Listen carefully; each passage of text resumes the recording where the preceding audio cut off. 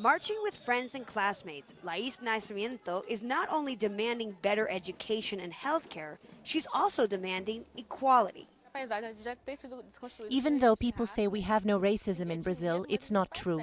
We are the majority of the population, but we don't have economic or political power.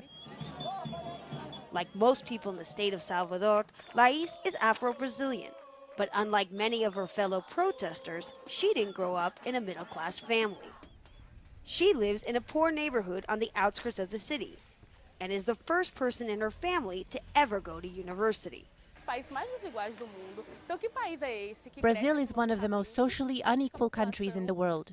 We're selling the image that everything is good and will host a World Cup, but it's a country that denies opportunity to its own people. Brazil has the biggest black population of any country outside Nigeria. Colonized by the Portuguese, over 10 million African slaves were sent here. Salvador was the capital of the slave trade in Brazil, and Brazil was the last country in the Americas to abolish slavery. Now, despite the fact that over 80% of the population here considers itself to be Afro-Brazilian, the city of Salvador has yet to elect a black mayor.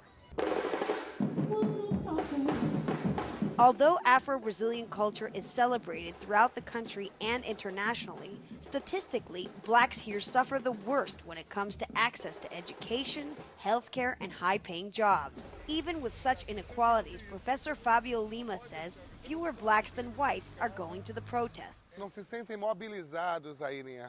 Afro-Brazilians aren't mobilizing because many of them are poor and get aid from a paternalistic government. This creates dependency and makes it hard for them to question authority. But for young leaders like Lais and her generation, that may be changing.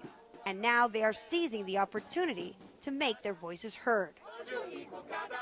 Rachel Levin, Al Jazeera, Salvador, Brazil.